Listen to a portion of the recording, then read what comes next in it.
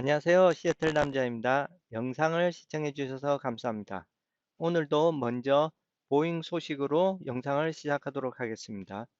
지난번 영상을 찍은 지 일주일이 되었는데요. 그럼 지난 한 주 동안 보잉에는 무슨 일이 있었는지 먼저 알아보도록 하겠습니다. 보잉 주식이 이번 주에는 320불대에 시작을 해서 금요일 날 323불로 마감을 했기 때문에 별 변화 없이 일주일을 보냈습니다. 하지만 그 일주일 동안 화요일하고 수요일에 주식이 많이 내려갔습니다. 그 이유가 두 가지 뉴스 때문에 그런 일이 일어났는데요. 첫째는 보잉의 CEO가 737 맥스의 운항 재개 시간을 조금 더 현실적으로 얘기를 한다고 하면서 얘기한 시간이 이번 여름이나 가을, 겨울이 돼야지 737 맥스가 아마 운항을 재개할 것이라고 얘기를 했습니다. 그래서 그게 악재로 작용을 해서 주식이 많이 내렸었습니다. 그런데 한 가지 특이한 사항은 이 화요일하고 수요일에는 거래량도 아주 많게 주가가 하락을 했습니다. 그래서 어떻게 보면 마지막까지 견디고 있던 주주들이 주식을 던지고 나온 게 아닌가 이렇게 생각을 할 수도 있습니다. 두 번째로는 787 드림라이너라는 기종이 있습니다.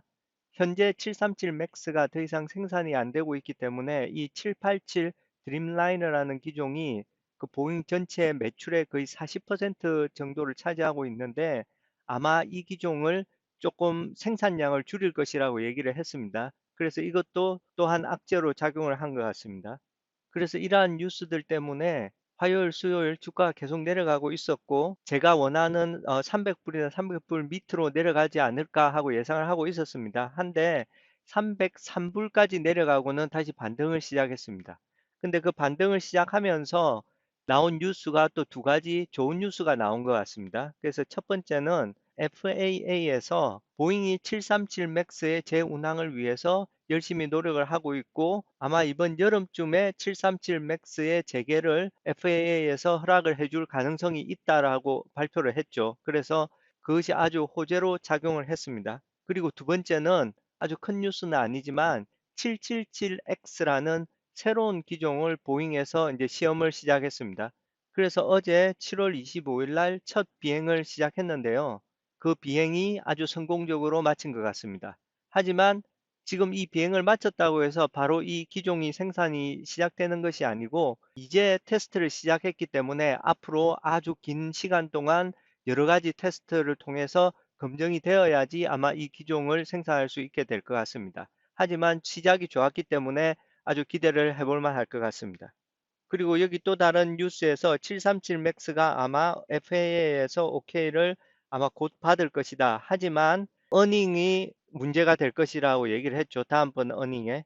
거의 68%가 내려갈 것이라고 얘기를 했죠. 그리고 레버뉴도 23.5% 정도가 하락할 거라고 얘기를 했습니다. 그래서 1월 29일을 기점으로 주식이 어느 방향으로 움직일지 조금 더 확실하게 알 수 있지 않을까 생각이 되네요. 그래서 간단하게 보잉에 대한 뉴스는 여기서 마치도록 하고, 그래서 제가 지난번에 말씀드린 대로 제가 가지고 있는 두 개의 어카운트에 각각 만불씩을 더 입금을 했습니다. 그래서 먼저 S&P 500 ETF를 가지고 있는 찰스 슈왑 어카운트를 보여드리면은 1월 22일 날 만불을 입금을 했습니다. 그리고 그 중에 1000불을 이용해서 S&P 500를 세 주를 샀습니다. 이 거래에 대해서 제가 잠시 후에 말씀드릴 것이고 그 전에 다시 이트레이드 어카운트를 한번 보도록 하겠습니다. 이 이트레이드 어카운트에는 제가 만불을 입금해 가지고 아마존 주식을 샀습니다. 아마존 주식을 5주를 9,308불에 샀죠. 그럼 먼저 여기서 왜 아마존 주식을 샀느냐?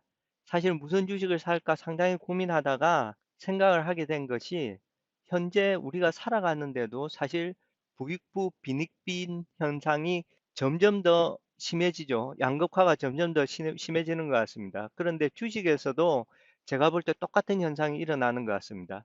그래서 크고 잘 나가는 회사들은 점점 더 잘 나가고 안 되는 회사들은 점점 더 안 되는 그런 현상이 똑같이 일어나고 있는 것 같습니다.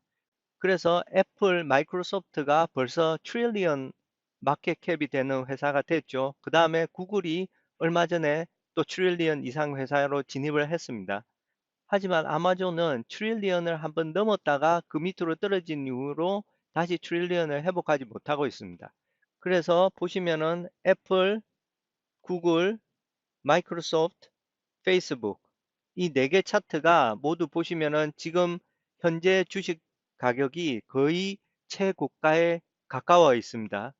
하지만 핫했던 주식 중에 두 개의 주식이 현재 최고가를 못 가고 있는 주식이 있죠. 그게 하나는 넷플릭스하고 그 다음에 하나는 아마존입니다. 그래서 넷플릭스 같은 경우에는 사실 우리가 알고 있는 명백한 이유가 있습니다. 왜 최고가를 못 가냐면 이제 갑자기 경쟁자들이 많이 생겼죠. 뭐 디즈니 플러스라든지 애플에서도 새로운 서비스가 시작됐고 그리고 AT&T에서는 HBO 서비스가 있고 그죠? 그래서 많은 회사들이 자기만의 서비스를 시작했기 때문에 사실 넷플릭스는 현재처럼 이런 독점을 더 이상 누릴 수가 없게 됐습니다. 그럼에도 불구하고 넷플릭스 같은 경우에는 지난번 어닝 발표를 하고 잠깐 주식이 내려갔지만 다시 주식이 엄청난 반등을 했습니다. 그래서 지난 금요일 날은 아주 좋은 가격으로 마감을 했다고 말씀드릴 수 있겠습니다. 그리고 아마존 같은 경우에 보시면은 거의 1년 반 전에 최고가를 찍고는 아직 그걸 회복을 못하고 있습니다. 기회가 있다고 생각을 하고 투자를 했습니다. 그래서 저희 이번 투자는 뭔가 대단한 정보가 있어서 투자를 한 것이 아니고 다른 메가 주식들과 비교해서 오를 가능성이 있지 않을까 해서 한번 투자를 해본 겁니다. 그럼 여기서 잠시 돌아와서 이 S&P 500 ETF 어카운트에 10,000불을 넣고 왜 1,000불을 이용해서 S&P ETF를 3주밖에 사지 않았는지에 대해서 말씀드리도록 하겠습니다. 이 얘기는 어떻게 보면 최고점에서 어떻게 투자를 할 것인가에 대해서 한 번 더 생각을 하게 되는데요. 지금같이 미국 주식이 거의 최고점을 달리고 있을 때 과연 어떻게 투자를 해야 할 것인가? 그 투자 방법은 세 가지가 있는 것 같습니다. 첫째는 투자를 하지 않고 현금을 들고 최고점이 곧 떨어질 것이다 라고 하고 기다리는 거죠. 두 번째 같은 경우에는 내가 옆에 보니까 내 친구들 아는 사람들이 다 주식을 해가지고 지금 돈을 많이 벌고 있으니까 나도 빨리 해야 되겠다. 가지고 있는 재산을 다 끌고 모아서 지금 몰빵을 해서 투자를 할 수도 있는 겁니다. 그게 두 번째 방법이죠. 지금이 최고점이지만 이것이 더 올라가지 않을 거라고는 아무도 얘기할 수가 없습니다. 그래서 지금 돈을 긁어 모아서 사실 투자를 할 수도 있는 겁니다. 그게 두 번째 방법이죠. 그리고 세 번째 방법은 만약에 현금을 계속해서 들고 있다가 이 주식이 계속해서 올라가게 되면 손해를 보게 되는 거죠. 왜냐하면 현금은 사실 인플레이션도 따라갈 수 없기 때문에 현금을 가지고 있다는 것은 어떻게 보면 돈을 계속해서 까먹고 있다는 거하고 같은 얘기니까요. 하지만 이걸 몰빵을 했다가 주식이 갑자기 떨어지게 되면 또 엄청난 손해를 보게 되는 거죠. 그래서 그 위험을 분산해서 분산 투자를 하는 방법이 있겠죠. 그래서 제 같은 경우에는 한 달에 1,000불씩 10번에 나눠서 이걸 투자를 하도록 하겠습니다. 그래서 제가 한 일이 S&P 500 ETF 3주를 사니까 987불 정도가 나왔죠. 그래서 이걸 10번 정도에 나누어서 10개월 동안 투자를 해보도록 하겠습니다.